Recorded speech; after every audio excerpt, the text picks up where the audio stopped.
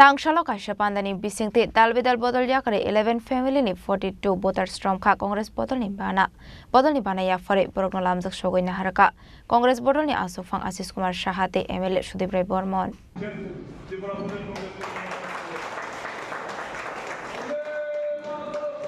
Abani yagulono kokshani thangai Congress bodolni asukfang Ashish Kumar Saha Shaka Shoib Chandra Deboromani naikol mungbai takorjola amsaini IMPT bodolni khorok chukutei Tipramo thani khorok nei jotoi 11 family ni 42 voters romkha Congress bodolni bana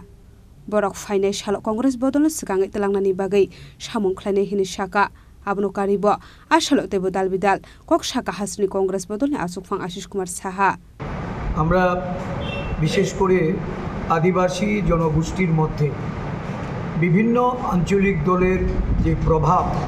বিগত 3 দশক ধরে সারা রাজ্য জুড়ে এই প্রভাব মুক্ত হয়ে মানুষ আদিবাসী জনগোষ্ঠীর মানুষ তারা দেরি করে হলেও বুঝতে পেরেছে যে ভারতীয় জাতীয় কংগ্রেস দল যার অতীত আদিবাসীদের উন্নয়ন আদিবাসীদের ক্ষমতায়ন তাদের অগ্রাধিকার এই বিষয়ে যখন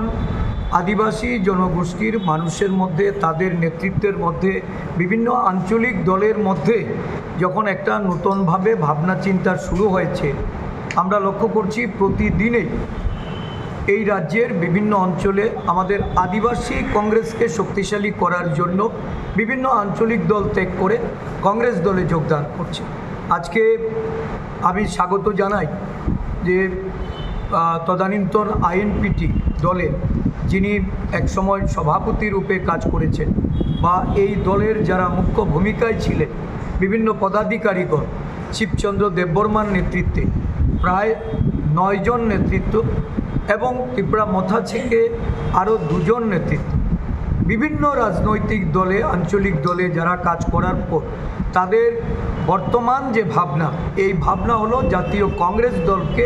এগিয়ে নিয়ে যাওয়া কারণ কংগ্রেস দলই একমাত্র এই রাজ্যে আদিবাসীদের ক্ষমতায়ন করেছে আদিবাসীদের উন্নয়নের জন্য তারা পদক্ষেপ নিয়েছে এবং এই পদক্ষেপ যা বিগত সরকার বামফ্রন্ট সরকার বলুন বা বর্তমান বিজেপি সরকার বলুন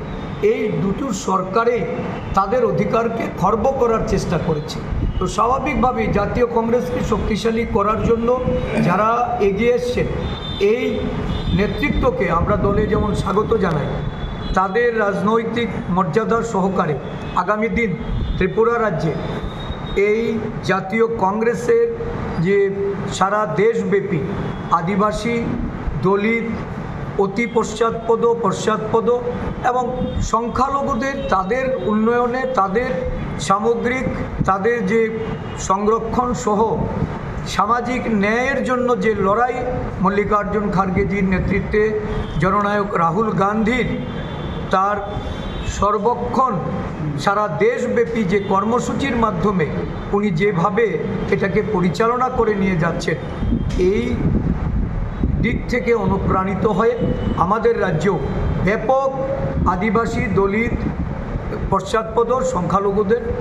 সমাগম হতে যাচ্ছে কংগ্রেস দলকে শক্তিশালী করার জন্য তাদের যে ভূমিকা এই ভূমিকাকে আমি আবারও সাধুবাদ জানাচ্ছি আগামী দিন থেকে আদিবাসী কংগ্রেসের নেতৃত্বে আমাদের সমস্ত উপজাতি নেতৃত্বরা ঐক্যবদ্ধভাবে এই রাজ্যে পরিবর্তনের জন্য তারা লড়াই অবতীর্ণ হবে